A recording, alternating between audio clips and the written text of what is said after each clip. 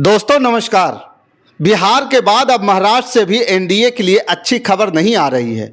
पूर्व मुख्यमंत्री एकनाथ शिंदे एक बार फिर बगावती मूड में दिखाई दे रहे हैं और अलग अलग जिलों में गार्जियन मिनिस्टर नियुक्त करने को लेकर के इस बार शिंदे की नाराजगी सामने आई है और वह फिर से अपने कोप भवन यानी कि अपने सतारा वाले घर चले गए हैं। इधर बिहार में जीतन राम मांझी ने ऐलान कर दिया है कि अगले महीने वो गांधी मैदान में अपनी ताकत बीजेपी को दिखाएंगे और बताएंगे कि उनकी पार्टी को कमज़ोर समझकर बीजेपी ने क्या गलती कर दी है।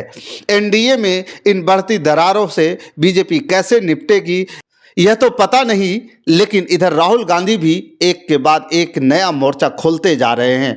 परसों से राहुल गांधी ने व्हाइट टी शर्ट मूवमेंट शुरू किया है और इसी पे लोग जो है काफ़ी मीडिया में चर्चा भी हो रही है। व्हाइट टी शर्ट मूवमेंट जिसमें हर तरह के कमज़ोर वर्ग को हक और न्याय की आवाज़ बुलंद कर रहे हैं। राहुल गांधी की हाल ही में दिल्ली में एम्स में भी आधी रात को पहुंचे थे और वहां मरीजों के साथ उनके जो तीमारदार जिस हाल में रहते हैं और मुआयना किया था। राहुल गांधी ने इसे नर्क बताते हुए एक वीडियो जारी किया था और अब उन्होंने केंद्रीय स्वास्थ्य मंत्री जेपी नड्डा और दिल्ली के मुख्यमंत्री अतीशी को चिट्ठी लिखी है। कांग्रेस ने इस चिट्ठी के साथ एक ट्वीट किया है और क्या कुछ लिखा है जरा उस ट्वीट को समझिए। ट्वीट में राहुल गांधी ने कांग्रेस पार्टी खासकर लिख रही है कि नेता विपक्ष श्री राहुल गांधी ने देश भर से दिल्ली एम्स आने वाले मरीजों को और उनके परिवारों को बेहतर सुविधाएं उपलब्ध कराने के लिए केंद्रीय स्वास्थ्य मंत्री और दिल्ली की मुख्यमंत्री को पत्र लिखा है। राहुल गांधी जी ने अपने इस पत्र में इलाज के लिए दिल्ली एम्स आने वाले लोगों को हो रही परेशानी के बारे में विस्तार से बताया है।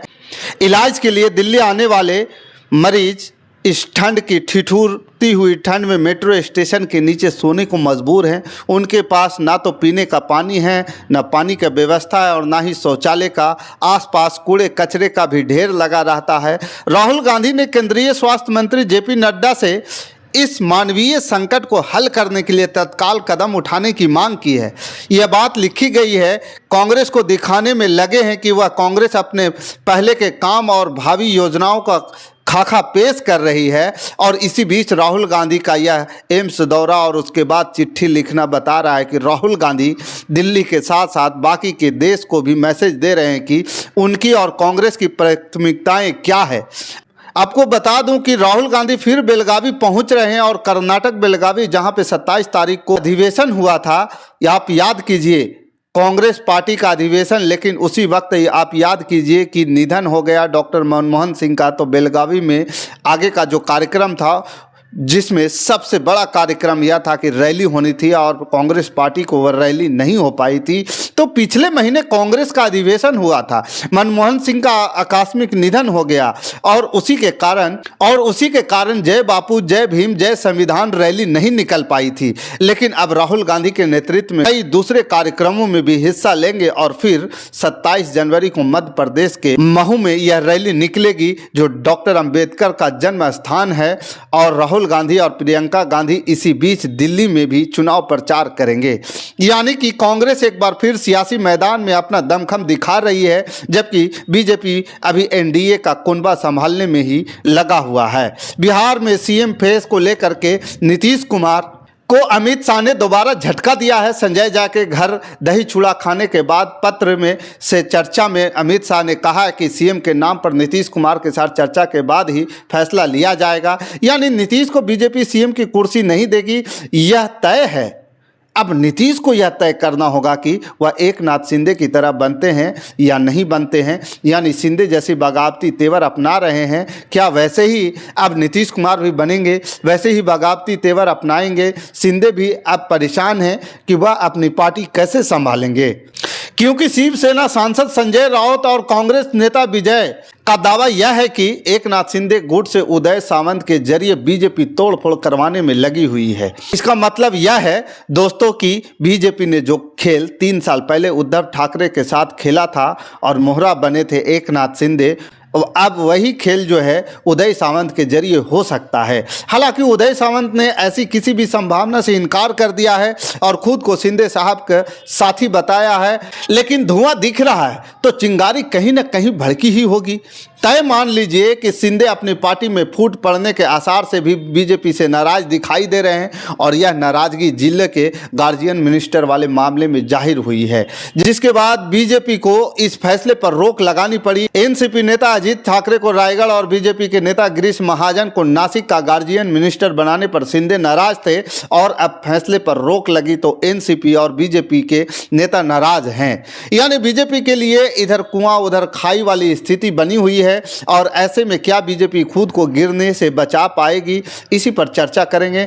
लेकिन उससे पहले यह भी चर्चा बहुत जरूरी है, एक बाइट आपको दिखाना चाहूंगा और बाइट है जीतन राम मांझी की। क्या जहां 20,000 आदमी थे, जुटा ले कोई दूसरा आदमी, हमारे ही आदमी को ले जाते हैं। कल हम क्लियर किया है अपने लोगों से कि हमारे गरीब लोग, खास करके जो भुइयां मुसहर परिवार है, जो बहुत गरीब तबके के लोग हैं, जिसको बहला फुसला कर लोग ले जाता है रैली में, सम्मेलन में, नहीं कोई जाए, वो सब हम लोगों के साथ आता है। देखिए डू को हम लोग करने जा रहे हैं घोसी में, फिर आपको 28 फरवरी को करने जा रहे हैं गांधी मैदान में।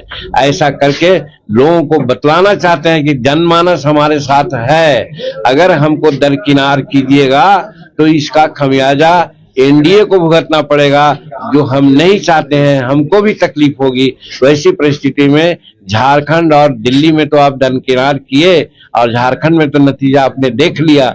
हम मनाते हैं भगवान से कि दिल्ली में वो हालत नहीं हो, एनडीए के लोग वहां जीते और बिहार में सजग रहे, बिहार में सब लोगों को समन्वय रूप में साथ लेकर के आगे चले और जिसकी जितनी ताकत है उसको लोग समझे, तो ही हम लोग अपना ताकत उनको।